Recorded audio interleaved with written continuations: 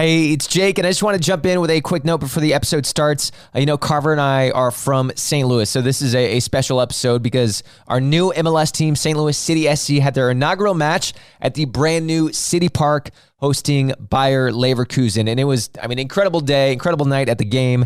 And beforehand, we had a little pre-match live show and Q&A episode with Manuel Veth from Gegenpressing and Transfermarkt. We were also joined by Phill Grooms from Flyover Footy. We talked Bundesliga, Bayer Leverkusen, and of course St. Louis City SC and our sporting director, Lutz Pfannenstiel. Besides Berkey, we don't really talk about Dortmund or get into them at all, which you probably need a mental break from the team anyways, but I think you'll really enjoy this episode, so thanks for listening. Marco Reus. Daniel Malen! Wonderful! Fantastic from Royce. Jude Bellingham, that's excellent. Jude Bellingham, this is absolutely brilliant. Jude Bellingham, absolutely magnificent. Reina, brilliant from the American, just like that. Graceful, salute turn for Anthony Modeste. Not a bad idea, and there it is for Coco, for Borussia Dortmund. The long wait is over. Unbridled joy in the Revier Derby. First of all, welcome everyone.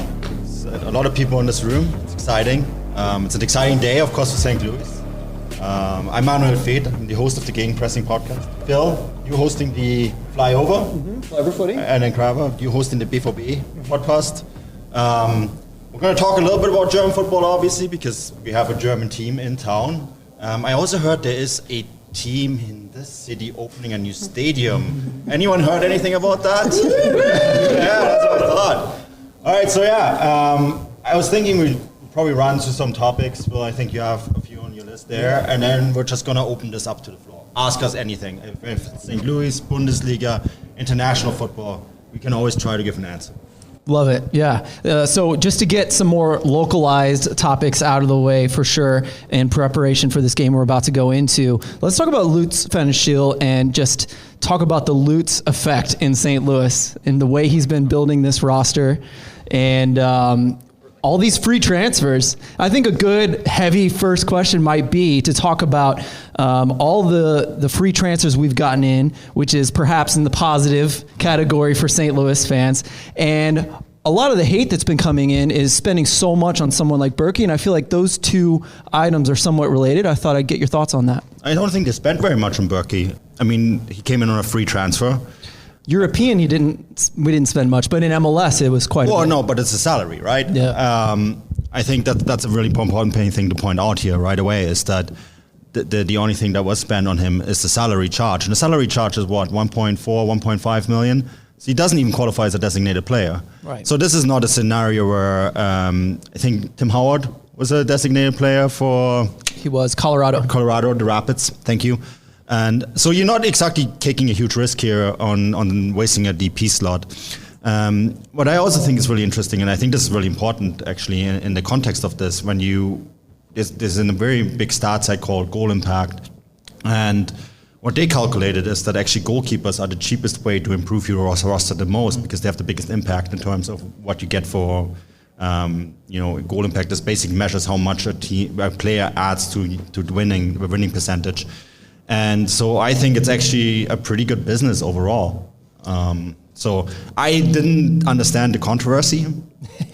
I love that. I think that was something constructed because someone maybe didn't necessarily understand what was going on here. But Lutz comes from Europe and he has a different mindset in that regard, that he is a former goalkeeper and he thinks that you have to build the team from the back out. And that's the way a lot of German teams do it. You look at Borussia Dortmund, you look at Bayern Munich, they're all built from the back out. And this is why he brought in Roman Berkey. And Ernst Tanner even said a few weeks ago, even after that controversy started, how valuable a goalkeeper is. And it almost sounds like he's looking at similar stats to what you just mentioned. So, well, yeah, I think it was actually brought up with Philadelphia, right? With Andre Blake, and he is, talking about a keeper that has a huge impact. Yes, they didn't win the MLS Cup. I was actually joking today with someone about this, that if Max Crepeau doesn't break his leg, Philadelphia probably wins the MLS Cup, because the McCarthy, a goalkeeper that is good at penalties, comes in. But I was actually the point that I was trying to make then is then Kripo, with Kripo and goal, the Whitecaps would have made the playoffs because that's the 2 or 3 points that they're missing, right? So I don't understand the controversy about it. I mean, you know this Carver with Borussia Dortmund. How many years did they look for a goalkeeper that can be even close to Manuel Neuer? Because like that was often the difference between them and Bayern Munich. Oh, absolutely. And Berkey spent 8 years at Dortmund and still struggled a lot. But we have a top goalkeeper now in the MLS. I mean, obviously we have a proven Champions League player. And going back to Lutz, I mean, he's obviously European, but he brings so much passion and he's so involved in this city already. I mean, even going months back, I'm part of the City Futures program where we coach anywhere from 6-year-olds up to 14 at a few of the high schools here in the city.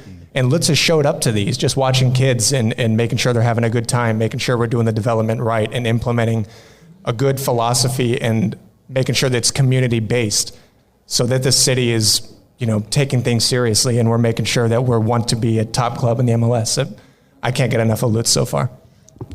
Absolutely, and I'm curious if you could talk more about the players he's brought in and how you think the build has looked so far. Obviously, you're in North America, you're covering North American leagues, and so I'm really interested. You're perfect to ask about all the international players we brought in as well as some of the MLS players we just picked up.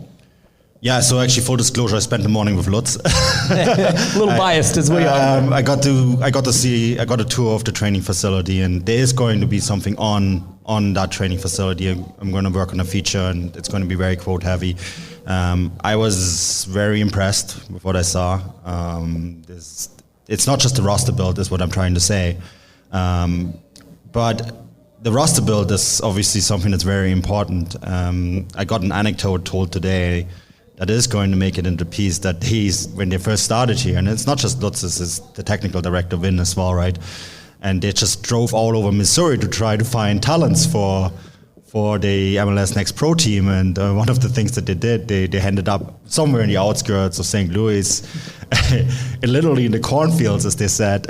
And they did pick up a player from that team that they scouted that day. But look, there's a lot of thought that goes into this. And this is not just something that is cobbled together overnight. They had an extra year where they spent a lot of time looking for talent around in this region, where they put together a facility that is attractive for players, both from the region, from North America, but also from abroad, right? Some of the stuff that I saw today is what Man City do or Bayern Munich have, right? The facility is on that same level, and that's very, very impressive. About the players that he brought in, I think what he's looked for is not too old.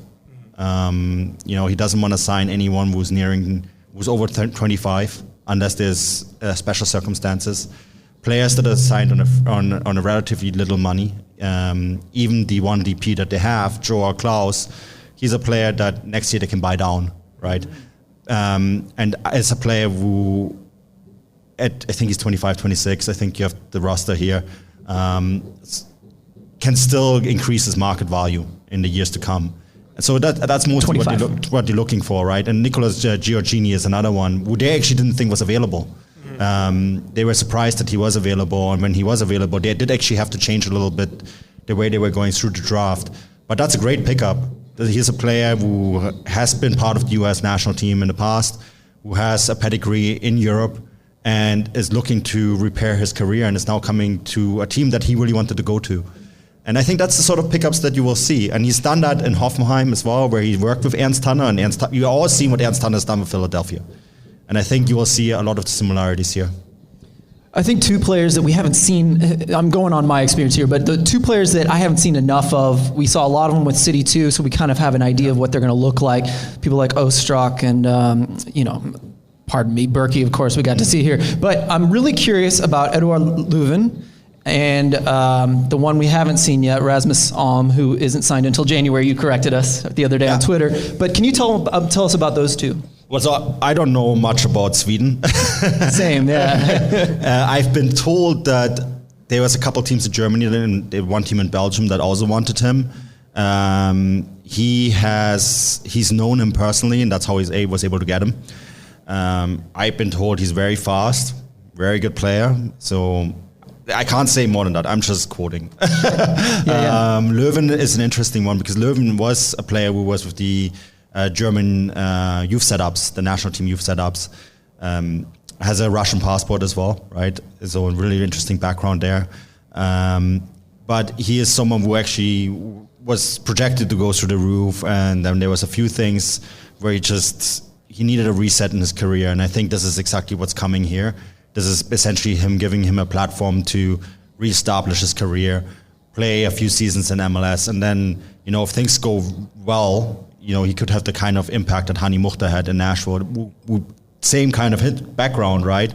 Came over here at 24, 25, was a player who was always kind of bounced around, finally found a home, finally found a place that trusted him, and his market has gone through the roof. And I think with Eduard Löwen, although they're playing in a different position, it's the same kind of impact they're looking for. And I want to talk about position. Matt's going to like this one. He was labeled as a 6. We play with, typically with a, what's the word I'm looking for? A dual pivot, pardon me. And so I'm curious what he might need next to him. Like, we have a big hole at center mid and right back. Maybe you can come in on that as well. But what will we see in Löwen as far as this style of play? Yeah, he's more defensive minded, but he can move the ball really quickly through midfield, right? Sure. So I don't know what they're planning to do next to him. I mean, they could also. I think the big focus now is on domestics. Mm-hmm. I know that they don't know yet what they're doing next. I know that in terms of right back, there was options at the draft that fell through at the last moment. So they basically had to go back to the drawing board. But they want someone young. And I think for a lot of the positions, they want someone young. And you have to also see that it could be someone from the MLS Next Pro team coming in. Mm-hmm. Right? That depends on certain players maybe getting a green card, being allowed to stay here. Yeah. You don't want to waste one of your 3 left international spots on one of those players. So, yeah, it's going to be interesting what to do there. I don't know. If I knew, I would tell you guys. We'd break some news right here in this room. But yeah, you mentioned the 3 international slots, and last time we spoke, no plans for that per se, but you want to protect yourself in the draft by having that option, it sounded like. Yeah, and I think it's also a nice option to trade away later on, right? Mm-hmm. So it's not a wasted purchase. No, of course not. And they only paid $150,000 general allocation money, GAM dollars, or GABA bucks. So they can do a lot of things with it, right? And there might be teams that in the summer want to bring in a big name player, and all of a sudden they need an international spot, and St. Louis has one lying around, and then you can do something with it. Love it. Asset. One last thing about St. Louis, the nerdy questions before we move on to Bayer Leverkusen. The 5 expansion draft players, Joe Keeney, John Nelson, John Bell, Indiana Vasilev, couple interesting, and then the trade away of Lacava for Tim Parker. Couple interesting storylines there. I recently heard some good things about John Bell, who's kind of one of my favorite pickups, but maybe you can speak about the expansion players. Many of us haven't seen a lot of these guys' minutes. I know Bruce Arena was really pissed. Good. Yes. Perfect. Yeah, I know he was really pissed. He didn't want to lose Bell, but I guess then you need to protect him. Yeah, it's his fault. Vasilev, they need to still find a deal with Aston Villa. Yeah. Right, they own that player, so they need to buy him. But Bell is one that they're really happy with, and I think a lot of people around the league. I mean, Tom Bogart was another one who commented on Bell being a really, really smart pickup. So I think there's a player that people can be very excited about. Awesome. So let's talk about Bayer Leverkusen, and let's assume we don't know anything about that. That's probably not true in this room. But what do we expect to see from them today, as far as maybe the style of play? Yeah, I mean, Alonso's come in, right? He's changed a few things. He's finally picked up some wins, 3 in a row now, and I think that's the point that you see them make quite a lot. That they're 4 points from the relegation zone, but. And you know this cover, they're also only 5 points from a European spot. It can go really quickly right now in the Bundesliga. And Alonso, I think, is finally, when I talked to him this week, I guess it's not really the weekend, but you got the sense that he's finally getting a handle on this team. And one of the big issues Leverkusen's had all season long is that it's a very mixed group with different nationalities and characters. that can be great, but that can also be bad, because like that mix sometimes when you have too many cliques in the dressing room means that not everyone always pulls at the same strings. And I think that's what ultimately did in Gerardo Sione, who they really liked as a manager. They still highly respect him. Everyone I talked to at Leverkusen said like they really regret having to fire him. And he will land on his feet, he will get another job in the Bundesliga, but they felt because the way the group was put together, and maybe they made the mistake of not moving one or two players on in the summer. That happens, right? They felt that it just wasn't possible for Sione to reset the chemistry. And I think that Xabi Alonso coming in as a fresh face, with a little bit of a different playing philosophy, the Spanish playing philosophy, right? Gives them maybe a little bit of a reset. And I'm pretty sure also that they're going to do a few things in the January window. You know, ship out some of the players that they hung on wrongly in the summer, and then move them on. And now that they're only 5 points away from a Europa League spot, they're in a very different position, because now you can sell a player on saying, hey, look, we could still make Europe. And then you're, as a club, in a very different position of buying players, right? Do you think Schick is going to be one of those players that they potentially offload? Oh man, they could have gotten 70 million euros for him in the summer. I was going to say, yeah. No, the arrow's pointing down on Transfermarkt. That's usually bad. The arrow points down, that's usually a bad sign. I mean, what do you think, Carver? Should they have moved him on? In the summer, yes, I absolutely agree with that, yeah. Do you think Dortmund should have bought him? Yeah, I do. Yeah, I mean... See, we're talking about Dortmund after all. Yeah. See what I did there? No, let's. I think some of the players, obviously, Schick stood out. I unfortunately for you, I listened to the Total Soccer Show from July, and so it was all your predictions. Uh-oh. And now we're halfway. We're halfway through a season, and I have some receipts for some of your comments. Damn, I mean, I didn't know there was receipts. Should have never agreed to this. But you liked Bayer in the off season. You really thought they were returning a lot of players, that they were going to do well. It didn't go so well, but I think one of my favorite players, as you mentioned, Schick versus Hložek. Adam Hložek, I apologize for the pronunciation. Oh, that's actually bang on. Yeah. Okay, good. So, the two really interesting players. I love the confusion that people think they're going to be the same because they're both Czech. Obviously, that's not the case. Same nationality means same player, right? Yeah, right. I think so. I think all the Americans in German are the same. Okay. So, in Germany, pardon me. But will we see him today, do you think? He's not at the World Cup, so maybe we might get to So we're not going to see Schick. He didn't travel. Pardon me, but Hložek is playing, yeah. Wonderful. It sounds like a really cool player. They brought 16 players, and all 16 players are playing. Awesome, I've got the list somewhere. Maybe Johannes, you have the list? Typical. You bring a sidekick, and he doesn't have anything on him. I think the 16, what we've been told, 16 players have come on the trip, and all 16 of them will play. And Schick isn't one of them. But I think the only exception is Wirtz. He's not going to play. He's here, but he's not playing because he's just started contact training. He's come back from a very, very bad ACL injury, right? He looks great. I spoke to him yesterday. But he's not at a level yet where they're comfortable playing him, which is fair enough. Yeah, I think Americans, I watch a lot of Bundesliga, and so the Bundesliga seems like a very athletic league. Speed seems to be very valuable. You know, Frimpong and Diaby are two of my favorite players. They're two of the fastest players on that team.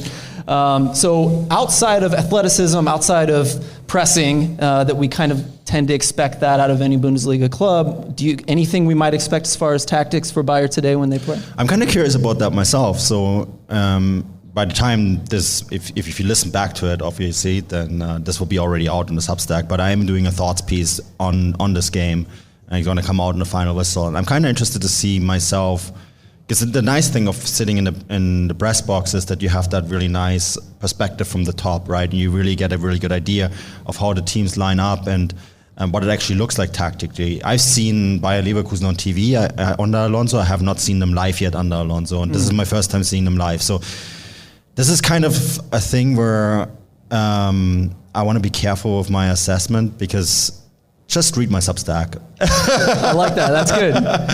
It will be on there. I just want to really see what it looks actually like when you have the full perspective of the entire pitch, because you see things off the ball that you usually don't notice on TV, right? The camera always follows the ball, And I always like this perspective. You like to see what the center backs are doing, what the double pivot is doing. Is a single pivot, is a double pivot?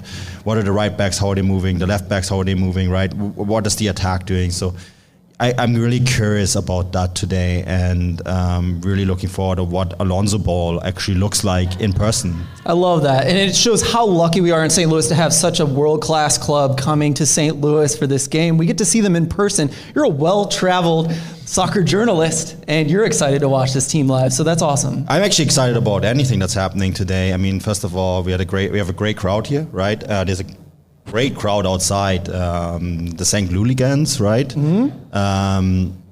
I think the stadium is amazing. We were lucky enough to see it yesterday. It's a beautiful facility. It's a perfect size. I talked to some of the Bayer guys, and they were saying that's the best thing you can do for a market like this. You know, when you go to some of the smaller markets in Germany, it's the same thing. Their stadiums are 25 to 30,000 people. You know, and they're sometimes the most difficult places to play. You look at Union Berlin and how good they have been this year, and they play in one of the smaller facilities. Just before this fall, I went to Freiburg and I wrote a longer story on them and how well they have done this season. They're second in the Bundesliga, of course, right? And their facility is a lot like this. It's smaller, it's compact, it's a little bit bigger, 30,000 seats, but it's from the design, it's very similar, and it's intimidating to play there. And that's what Bayer Leverkusen, a few players pointed out to me. They're saying these places are often more difficult to play because, like, whether it's 20,000 or 60,000, doesn't matter if the fans are close to the stand. It's difficult either way, right? So I'm really looking forward to seeing the stadium and hear the atmosphere there. I think seeing a stadium filled with life is always great. Yeah, and we hear Lutz saying how we want people to see the arch and tremble with fear with the amount of energy they're going to have to exert to play our team. So that all definitely plays into it. I love hearing that from you. Let's stay zoomed out. I'm curious. Bayer Leverkusen, we've heard about rumors about Aaron Hurd and how he possibly could go over there, perhaps a relationship. So the city of Bayer, the city of St. Louis. Leverkusen. Or sorry, I'm so sorry. Yeah, Bayer's the company. Leverkusen, pardon me. But yeah, Bayer's plays an integral role in both cities, Leverkusen and St. Louis. And so, can you compare the two? And then we'll have maybe one more question after that. Yeah, so Leverkusen is a very different place than St. Louis, right? Leverkusen was literally founded by the company. There was just a tiny little harbor on the River Rhine there. And then the founder of the Bayer company decided this is a great place to put a factory, and then the town kind of grew around it. This is the industrialization in Germany. So I guess that's maybe one parallel to St. Louis. I know the Mississippi plays a really big role here, right? This is the heartland, industrial heartland of America. I think the slogan "Heartland against Deutschland" is a good one. Just walking around the city, I think you see a lot of old money here, which is maybe a little bit different than Leverkusen, right? Where, you know, it's more of a city of progress and like technology and so on. But you do have that connection with the Bayer company, and you do have the connection with industrialists. And I think it makes sense for Leverkusen to be here and to build a relationship with this club, because obviously you also have the Bayer Leverkusen. I think it's the Science Crop headquarters are here. You now have a direct flight from Frankfurt to St. Louis, which is huge, right? So I hope lots of you are going over there to watch Bundesliga games. Yeah. make sure of that. So make use of that connection. I think it's great. Yeah. Oh, we should just stop there and do some questions. Anyone want to come up and ask a question? We have, in fact, my mic will be fine for that, right? No pressure, and by that I mean all the pressure. Get up here. Is there any receipts? Who else listened to that podcast? If no one has a question, Josh Sargent and Tim Ream. I don't know if you have thoughts about that. St. Louis boys making the World Cup. Yeah, I've been told there's no Premier League questions on this podcast. Fair, that's fair. No, in seriousness, Josh has improved massively, right? And Tim deserves this. He really does. All right, I guess I'll break the ice. I have two questions. So I have a question for the St. Louis guys and then for Manu. So for St. Louis, we have a pretty well-established academy here, Gallagher, right? I haven't seen I don't know if you guys know if there's any sort of connection with the club here and with Gallagher, if there's any type of relationship there, because they've sent a lot of players out to Europe. I know Utrecht, and for example, in the past. So it seems like that would be a good integration. And then for Manu, I've just been looking at the Bundesliga schedule and what things look like after the World Cup. And for teams like Dortmund and Bayern, who have a lot of players at the World Cup, you think the late start's going to help or hurt compared to other leagues in Europe? Yeah, so for Bayern in particular, a lot will depend on how deep this Germany team goes. I think this German national team is essentially a Bayern Munich plus, right? Bayern Munich, six Bayern Munich guys and a bunch of other guys that also made the team. And I think if Germany do go deep in this tournament, it could be a hangover. I think it's going to be really interesting to see what that first game against RB Leipzig will look like, right? RB Leipzig is the emerging team, and I could see Leipzig closing that gap really quickly. Leipzig sucks for the players, but for the team, it's actually great news. Nkunku out, Timo Werner out. Those two guys will be fit come that match, January 20th, right? So I think it's going to be really interesting to see how that's going to impact Bayern over some of the other teams. Bayern is also sending a huge French contingent. So it's really interesting. We've never really been in this situation before. We had World Cup hangovers at the start of seasons. And Bayern Munich usually have a hangover at the start of the season anyways. They did this year. They did last year. And what if they have another hangover and all of a sudden Leipzig wins 5-6 games? You know what? I try to be as neutral as possible. I would love that. I think Johannes over there from the DFL would love that. He's nodding. Yeah, it would make all our lives a lot easier. Maybe not great for the Bayern fans, sorry, but but yeah, I guess my long answer short, it's going to. I'm really curious about this too because we just don't know. It's uncharted territory, isn't it? I heard someone here was a fan of Musiala. Yeah. Lots of Musiala tweets from this man this week.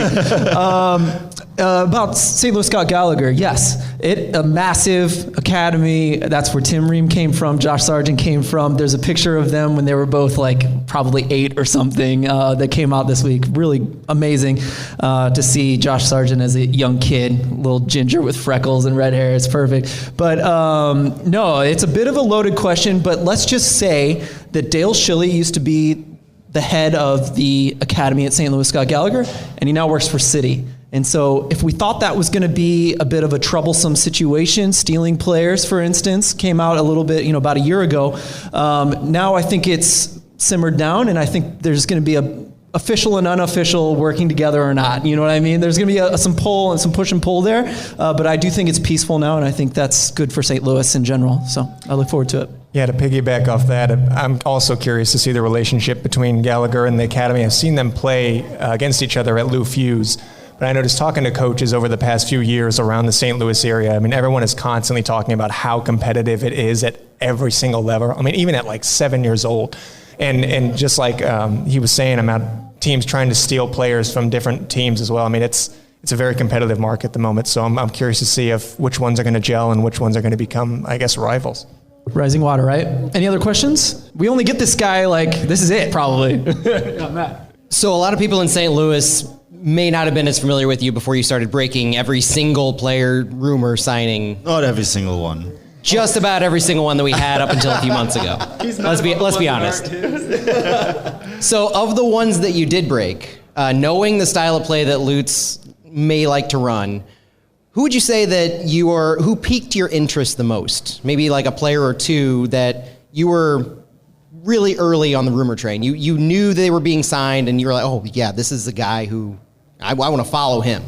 Ostrog. Yeah. Ostrog. Exactly. 100%. I know Köln is still pretty peeved about this one. I know that Bayern Munich wanted to get him for their academy possibly as well. He's a great player. I think he's not going to be here long, sadly. So if you're buying shirts, don't put his name on the back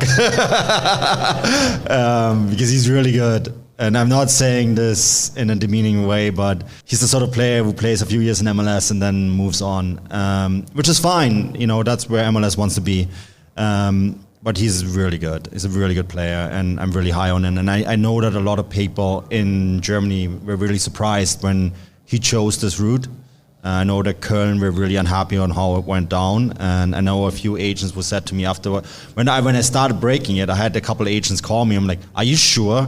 It's like, because like he could sign at this and this club, and I'm like, well, he's just signed for St. Louis. Like I wouldn't put it out there, and then lo and behold, it got confirmed, right? And the agents were like, how did Lutz do this? And I guess he came up with a good plan and showed the player a development path, and here we are. So now it's, I guess, up to the player to walk that path. But I think I'm really excited to see him play. Another DP. I'm going to talk a little bit. We'll ask you about a situation close to your heart, the Canadian national team and the World Cup. I know, just to get a level of the excitement in Canada for their appearance, and how is Alphonso Davies doing currently with his injury? Yeah, so it's a great question. I start with Fonzie because I actually did speak to Fonzie last week as part of our roundtable, and he seemed very happy with the way his injury was going at the time. He said that, you know, at that point he still had pain, but he's getting to a point where he was very confident that he would reach 100% fitness by the time the tournament comes around. And I remember writing that article and posting it on Twitter, and you could feel a collective sigh around Canada, because the any hope that this team has to get out of the group stage is based on him, right? He is the best player CONCACAF has ever produced. And I know this might be a controversial take in the US and Mexico, but I think it's not. I think he is the most talented player ever to emerge from this region. And so much is dependent on him. He is, for Canada, what Bale is for Wales, right? As for Canada, that group is really hard. It's a really hard group. We are all hopeful that they get out, but when you look at it rationally, I don't think you should have realistic expectations to get out of that group, because Belgium are very good. Croatia is one of those teams that could go to a World Cup final again. And I looked at that Morocco team for a preview podcast that I did, and we went through the squad and we're like, man, every single one of these guys plays in a top 4 league in Europe. Every single one. And it's not just a team in the top 4 league in Europe, it's a top 10 team in a top 4 league in Europe, including the Canadian-born goalkeeper, which is very annoying. So, you know, realistically, I think this is a great opportunity for a team to learn what a World Cup is like. And then when Canada hosts the World Cup, be ready for it. And I think there's a lot of people in Canada with unrealistic expectations. I think you guys are probably really familiar with that here in the States. But I think a lot of people are just happy to see the team there. I'm curious what you can say about what you know, the relationship between Leverkusen and St. Louis. You know, Phil talked about Aaron Hurd and the supposed pipeline to Leverkusen. We've heard some things about sharing coaching philosophies, but is there anything you can tell us about the relationship between those two clubs going forward, what that might entail, and maybe specificity behind player transfers one way or the other, or just how the nature of that relationship is going to evolve? So I can't say any more than what I wrote yesterday for Forbes, that I asked Fernando Caro, the CEO of Leverkusen, about this, and he said, let's play this game first, and then we'll see. I asked people at St. Louis about this as well, and they said the same thing. Look, we all know the Bayer is here, the company. I think there is work done to find some sort of relationship, but I really don't know what that relationship at the end of the day will entail. Whether it is sharing coaching philosophies, whether it's Leverkusen having access to academy players produced here, I don't know. I would have to guess. I know that all of this is on the table and all of this is being discussed, but I can tell you that none of it has been decided. So maybe you can say about the Dallas and Bayern Munich situation, how do they feel about that? Because in some ways, maybe they don't want to be locked down here in St. Louis to give every single player to them first, you know what I mean? Yeah. Maybe, I don't know how Dallas felt about it in the last 2 years. Or Dallas has made some pretty good money of it, in fairness. And Bayern Munich regularly passes up on opportunity to sign Dallas players. Ricardo Pepi is the most confusing, interesting one, maybe. But Chris Richards did earn... Justin Shea, too. Yeah. There's a lot, but Justin Shea is at Hoffenheim now. Yeah. But he did go originally to Bayern Munich, and then they couldn't agree on a deal because, like, in the end of the day, Bayern Munich still has to pay a transfer fee.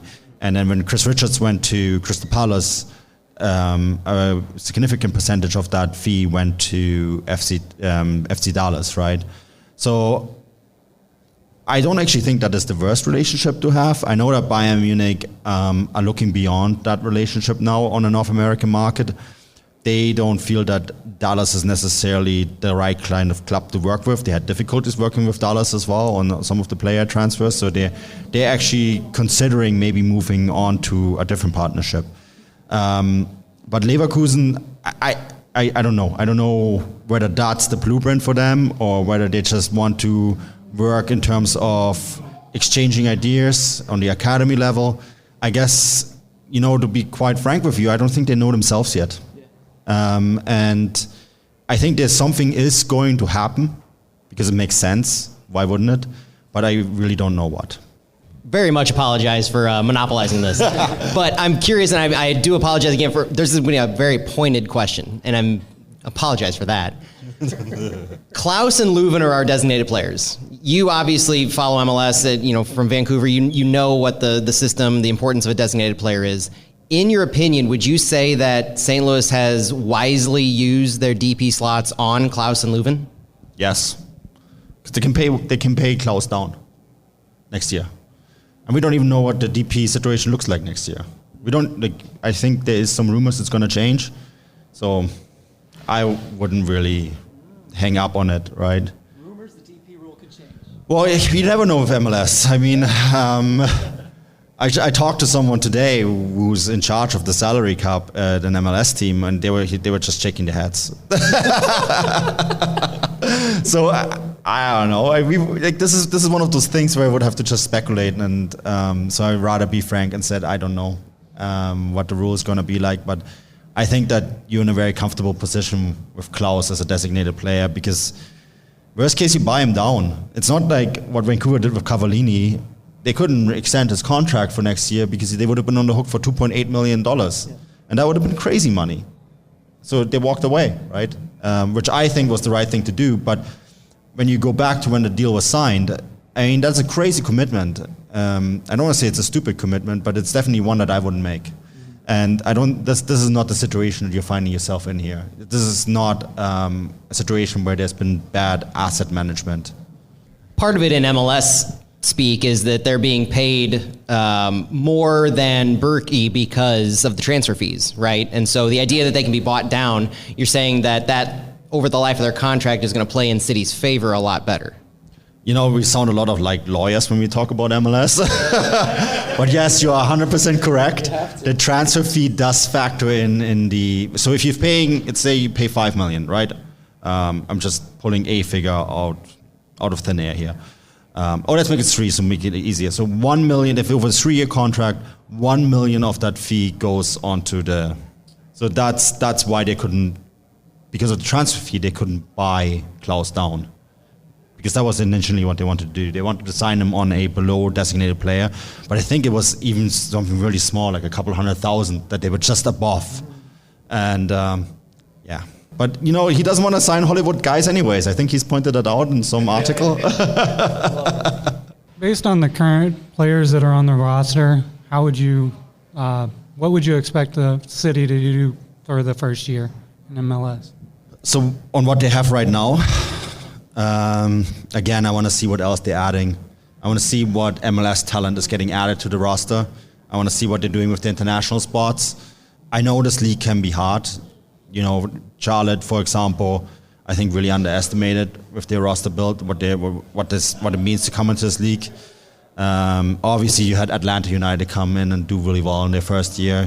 Inter Miami actually made the playoffs in their first year, and then it turned out they broke the rules. But it's really hard to say. I mean, the spine looks very strong, and it's going to be interesting to see what the different players added to the roster can do. You have to remember, reaching the playoffs is going to get more difficult because you have more teams now, and I don't think the MLS has changed the playoff format because of more teams, so it's getting harder. But I mean, at the same time, I'm pretty confident that what is being put on the field is of high quality, and let's see what happens with the roster before we maybe make any judgments on what this team can do. I think at least Lutz has mentioned a few times in the last few weeks too that he's really looking for specific players that have the right mentality and have good attitudes and have high work rates too. So I think we're trying to implement that core identity into the squad of having players that want to work for each other. And as you, Manuel mentioned before, that we have a good spine in the team, and we're doing a good job of building from the back there. So I'm very excited to see what else we can add to the squad here. I had 2 quick questions here. The first would be, this is more Bundesliga.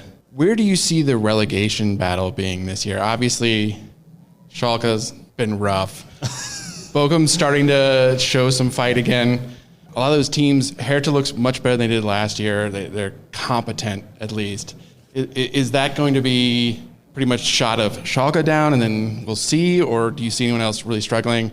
And then the second one, I know you're an 1860 fan. Oh, man. What are your thoughts on them the next few years? Are they going to be back in the second division?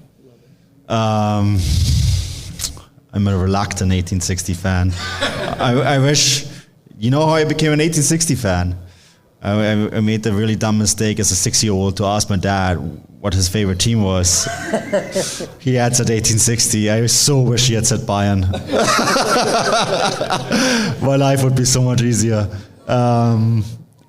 No, look, 1860 is a great club. They play in a fantastic stadium. It's a decrepit old stadium, but we love it dearly.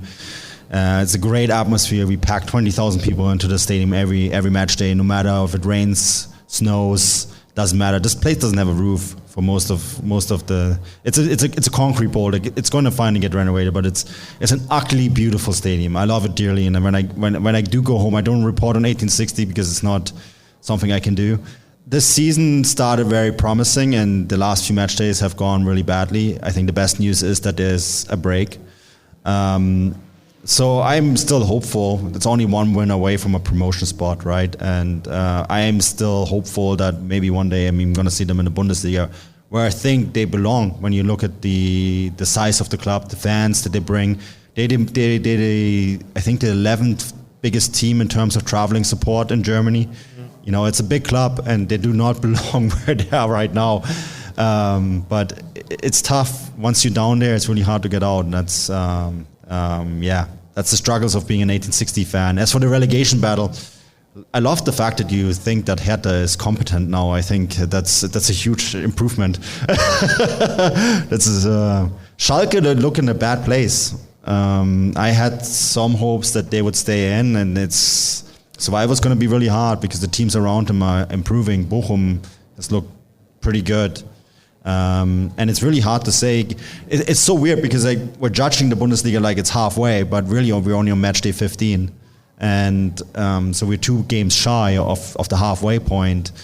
And then you have this huge break now where for 2 months these teams are going to basically go back out to the drawing board. So I think it's really hard to say what's going to happen, what Schalke are going to do. I think Thomas Reis is a very competent manager. He did turn things around with Bochum. I think he played really good football with a Bochum side that should have been by rights relegated last year, right? So I think there's time to turn around, but it's going to be very hard. And as for who else is going to come in there, it's anyone really, from Augsburg, Hertha, all these teams, some surprise team, someone who thinks they're safe now, could just slip down. As I said, Leverkusen have 4 points from a relegation spot and 5 points from Europe. It's tight. Anything can happen. Hi guys, this might be a bit off topic, but I'm sure you've seen Welcome to Wrexham. And if you have and know about it, do you think it's a good thing, bad thing? Is it a one-off, or is it a trend that's just starting? I have not watched it, but I think Ryan Reynolds should focus on teams closer to Vancouver. There you go. They cost too much. That's the problem. No. There's two struggling teams in Vancouver that are crying out for help. I would love if he brought back the Ottawa Fire, though, or the Ottawa Fury. Pardon me, Fury. Yeah, that's funny. I mean, I think that kind of TV sells. I mean, it helps that he's the star and then the other guy's a star. But yeah, it's good. Sunderland Till I Die had no stars, and it was incredible. It was similar, right? So I think it's just good TV. If you got the money to produce a good product, you can make some headway. And also, it's Ryan Reynolds. I know, exactly. Easy. That was an easy one. We should probably close up, though.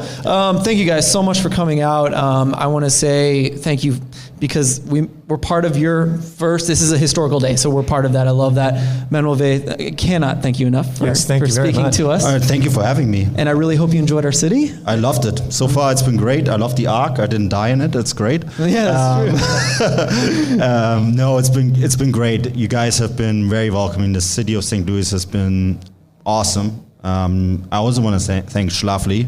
I've been here yesterday. They were really welcoming too, made us try a bunch of beers. It's a great brewery. So if you're in St. Louis, come check it out. German approved? German approved. There we go. All right, everybody. Have a good game day.